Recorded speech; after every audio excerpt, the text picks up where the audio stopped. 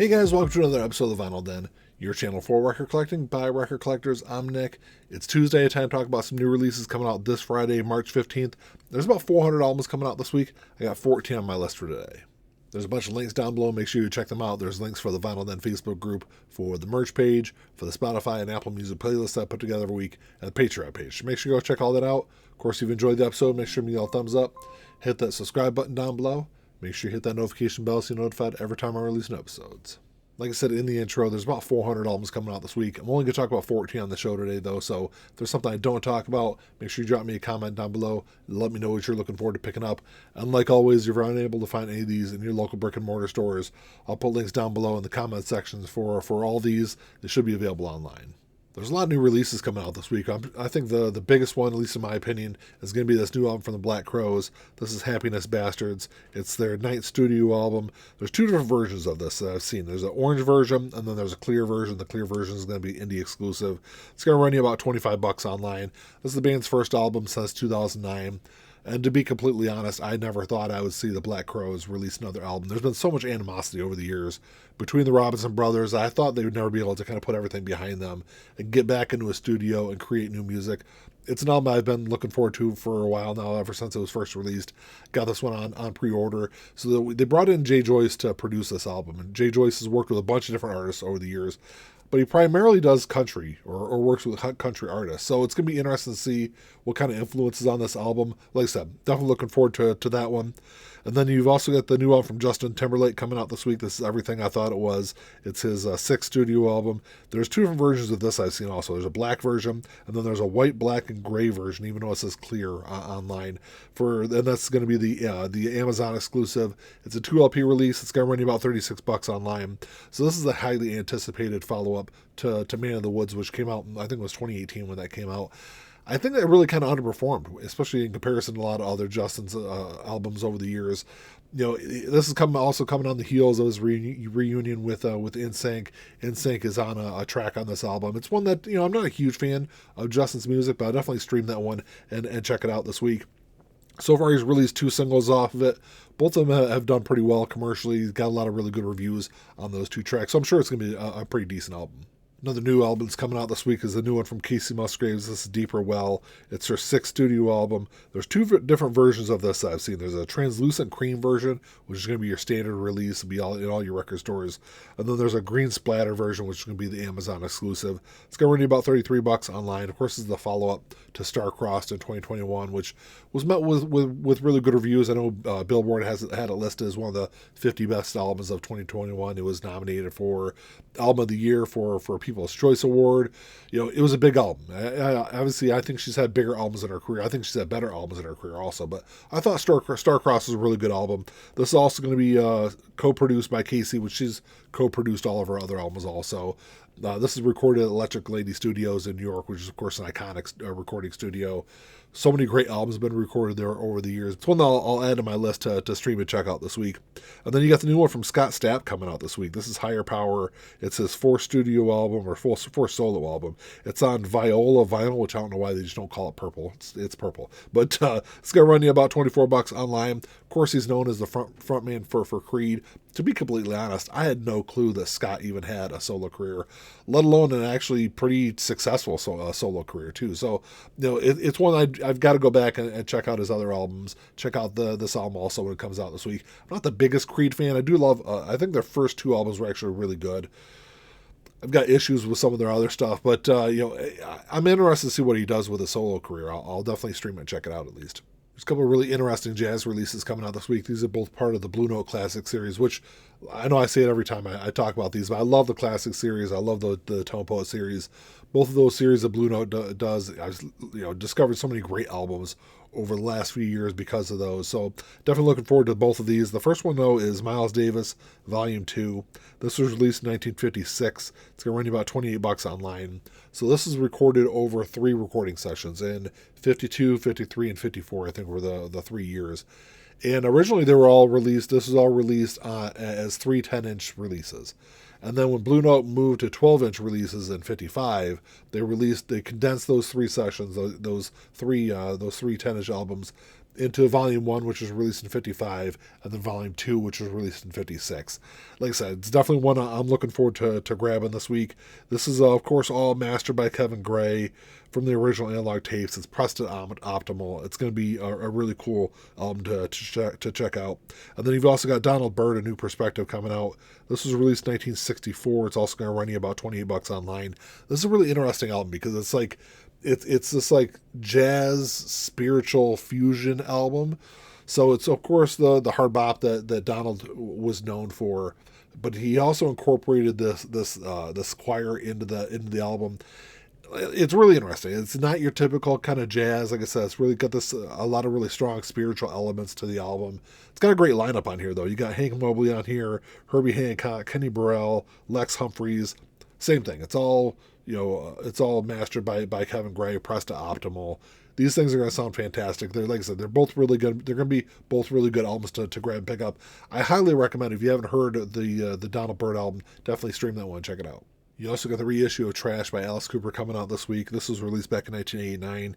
It was his 11th solo studio album. It's going to be on translucent blue and red marble vinyl. It's going to run you about $39 online. This is a music on vinyl release. So like I always say with MOV releases, I think they're pressed out of the Netherlands. They're released in Europe first, so a lot of times they'll take a couple extra weeks to make their way over here to the U.S. This is an incredible album. It's one of my favorite solo Alice albums. Of course, Poison was the big track off here. Poison was actually Alice's first top 10 hit since 77. So it's been a long period of time from between those two singles. But I think Trash is really seen as kind of a return to form album for Alice. His career has really kind of sustained a lot of momentum since the release of that album. Absolutely love this one. I actually have an older pressing of it, so I'll probably pass on that MOV release. And then the next one is one I've had on pre-order since it was first announced. This is Jethro Tull, the Chateau de Horville sessions. So this was recorded in August of 72. It was all recorded during what would become the sessions for a Passion Play. They went to this iconic location because so many great albums have been recorded in the early 70s there.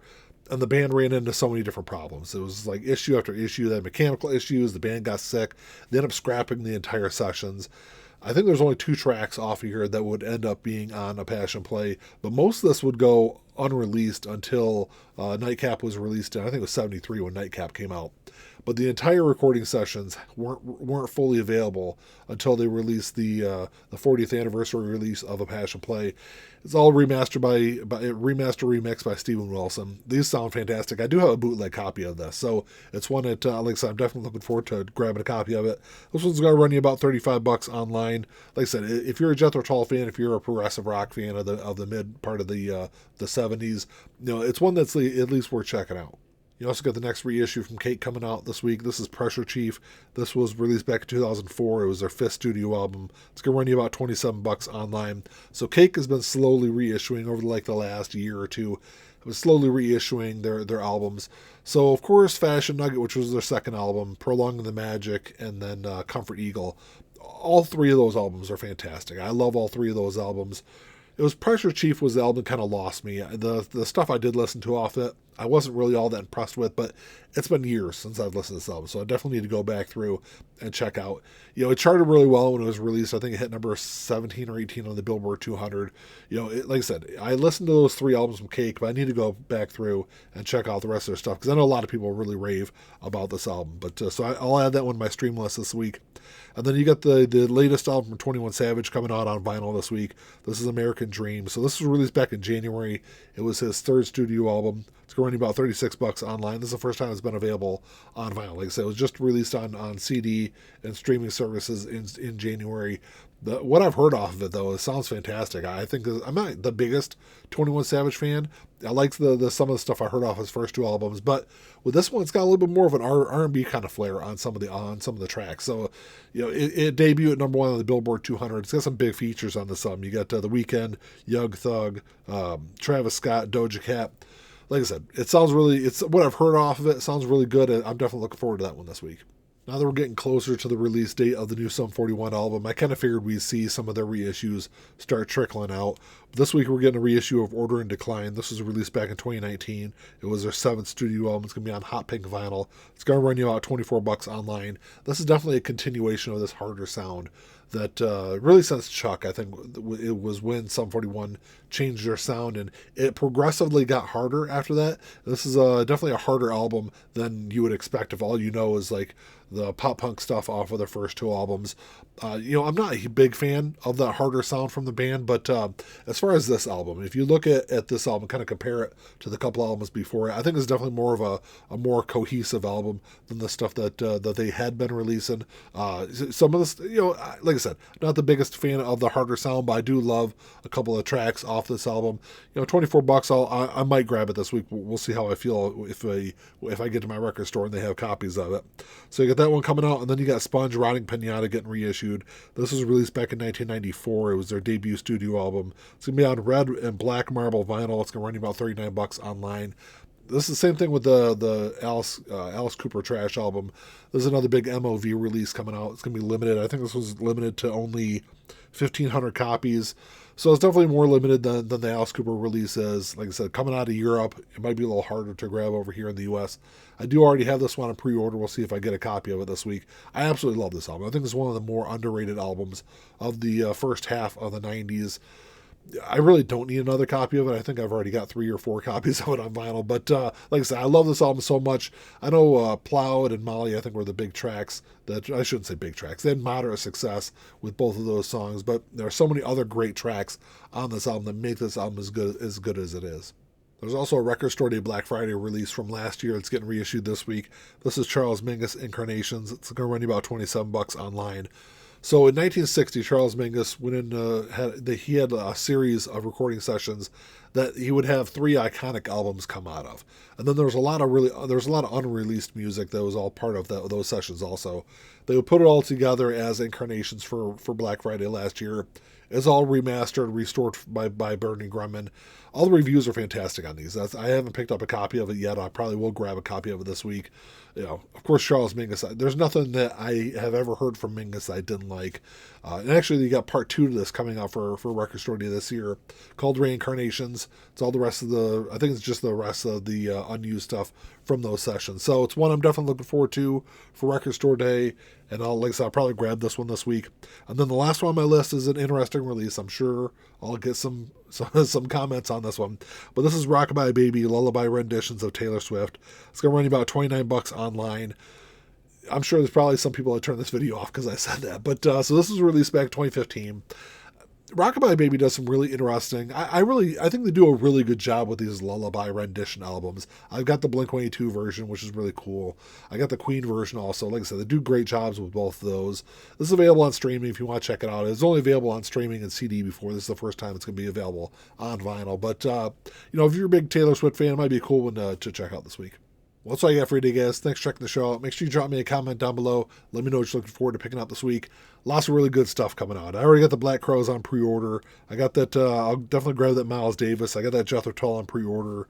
I got Sponge on pre-order also. I got some question marks next to some other ones. It's going to be a good week. I'll definitely stream some of those new albums, but let me know what you're looking forward to grabbing this week. Like always, if you enjoyed the episode, make sure you give me a thumbs up. Hit that subscribe button down below. That's all I got. Until next time, keep on spinning. Peace.